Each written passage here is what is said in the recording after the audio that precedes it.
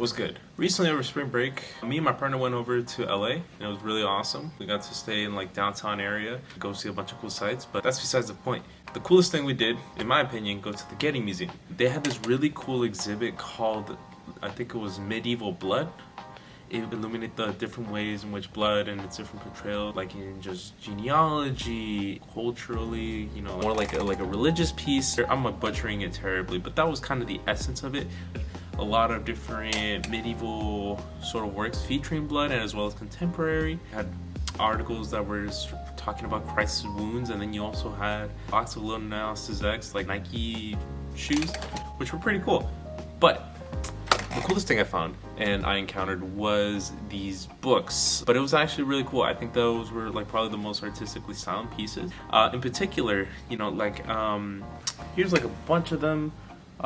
Just overall, like I think there was a total of 5 books, but each one of them had these a lot of decorative and unique sort of printmaking and you know, staples of book history that we've been discussing in the class. And like for example, here's this one by, like, I think it was labeled Moses Changing Water of the water of the Nile into blood, which, you know, consists with the whole theme of like medieval situation in blood.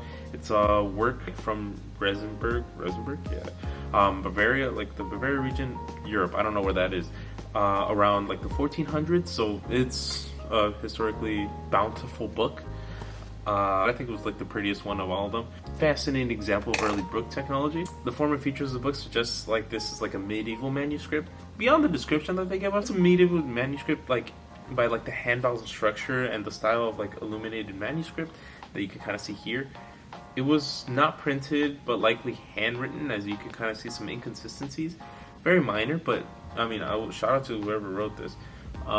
But yeah, you can see some minor inconsistencies that you can kind of piece this idea that like this was likely handwritten, and especially 1400s, well, that technology was not necessarily around back then. But yeah, thinking about the historical context of when this was written, illuminated by skilled scribes and artists, 1400s of printing press didn't come around until the mid 15th century, and the images actually appear to be done in sort of like relief sort of situation.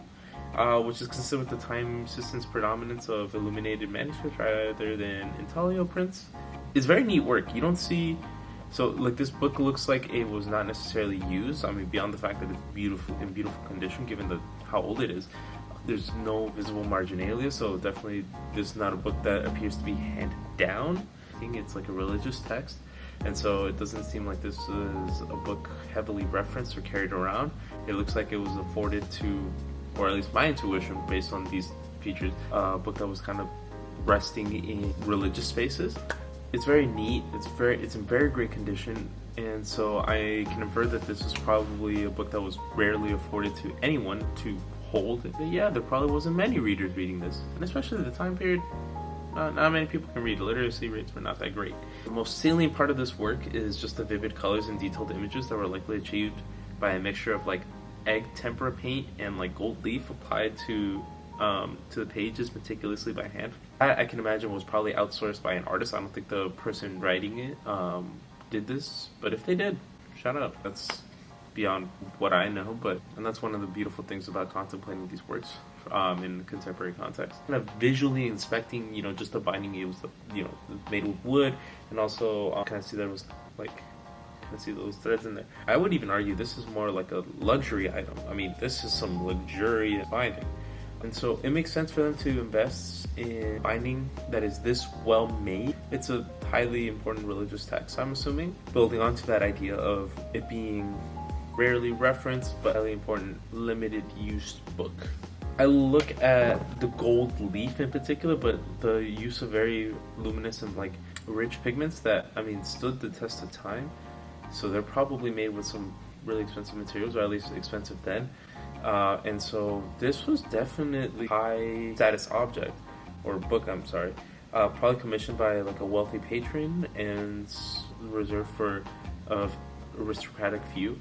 But anyhow, looking at these vast array of different books and just wanting to engage with art of making books and printmaking, you know what, I'm gonna lock myself in a college library for indefinitely until I get this done, just to make it fun and develop a book. a book consistent with the theme of, as if I was going to contribute this to the exhibit, but continuing on this blood theme. And so I'm going to make a blood book. Ha ha ha ha ha. It's currently kind of in the afternoon, but I have not started, so I'm probably going to take very long and probably going to sleep here, building on these different lived experiences of connecting with the exhibit further, but more importantly engaging with printmaking and what it's like, to hopefully gain some more perspective as to what it, what the art is. So much more about cameras, and also more about how expensive the paper is. That shit was $43 For the paper? for everything. Oh, I thought that is still that problem. Right. Currently like 9:40 in the evening. We're gonna thug this out. Making book now.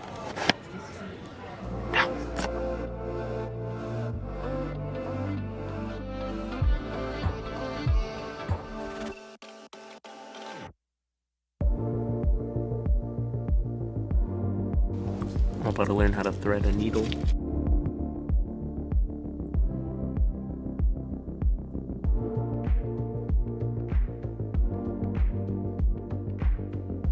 Okay, I finally got this thing threaded, tied. It took way too long. I need to figure out how I'm gonna make holes into these so I can actually leave a nip. So that's gonna be a challenge.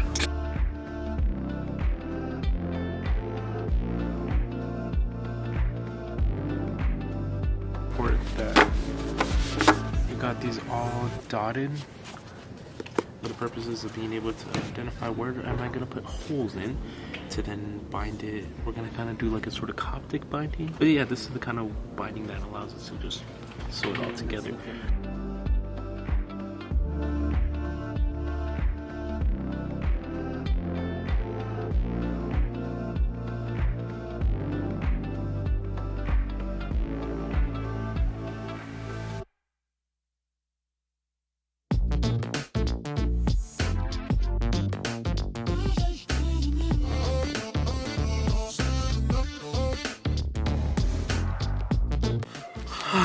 Okay, we got holes in every single one, so now we gotta sew them. I'm tired. I definitely should have gone with the wider needle. Very hard without the right tools.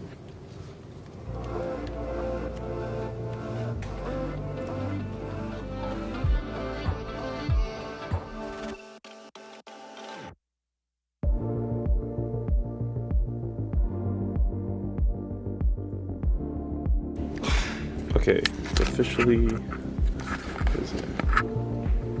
It's looking like 2 a.m. right now. The sewing didn't work, so now I'm looking at the cover. Got the poster board. See how this comes out.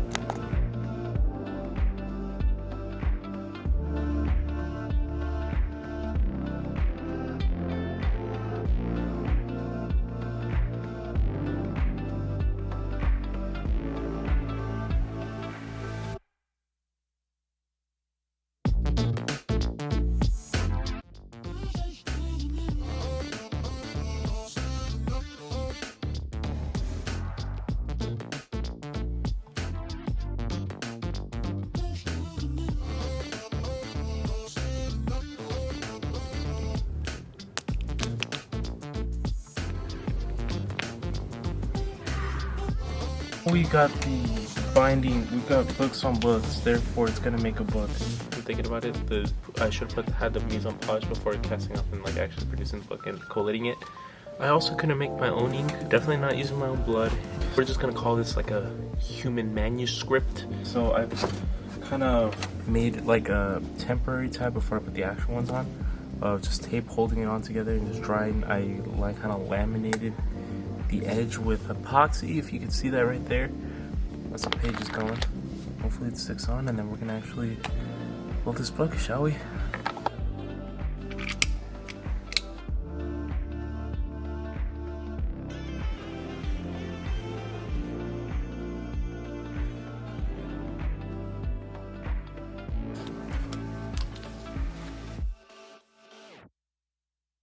Guess we ran out of paste, ya boy.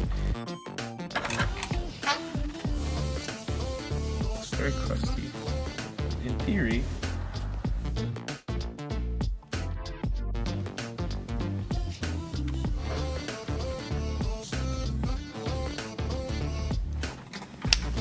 okay, at 6:51 a.m., no sleep. This is the final book. Binding did not work out, not by a lack of time, but because of the technical difficulty. The biggest takeaway here is just the cohesion of those different materials, because that was definitely a challenge in producing this work. Being able to engage and actually be the one in charge of making the binding. First of all, it was way expensive. I spent $43 on materials. I think I said that a lot, but to make a kind of mediocre product of this, and now knowing that you can buy books like this for $20 in most bookstores, and even hardcovers $20-30, still less than this and way less labor. I mean, it just makes you appreciate how far we've come in the production of these technologies. But the simple fact of binding, that was the challenge in making this book do. And so I ended up opting for like a sort of tab bind, which is more like a repair. It ended up working okay. I mean, you could still flip through this. Printers have to make a lot of difficult economic decisions, when I found myself making a lot of those decisions as well. On one hand, it sponsors creativity, but on the other hand, it's very difficult and very engaged. So engaged that I did not sleep. My own personal takeaway is, now that I grab a book, I won't just let my mind see the book and limit its affordances to an information technology. This is an art. This is very much an art.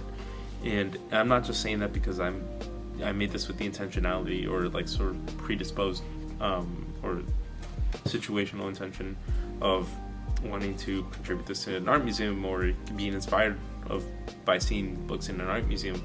But more so, it's an art because of the fact that it's this delicate dance of in this intersection between information technologies, economics, and just navigating those resources involved, and having to make executive decisions in the way you produce and make knowledge, because this is an item that holds knowledge. I mean, this one is very much empty, but I mean, even in itself is... I don't think I'll make a book anytime soon.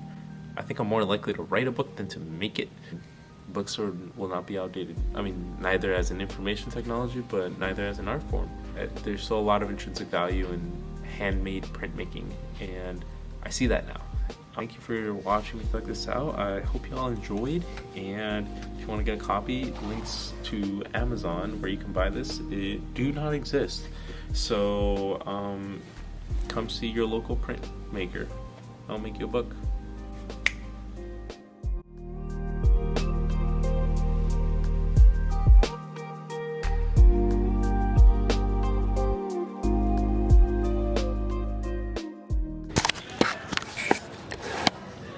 Balls.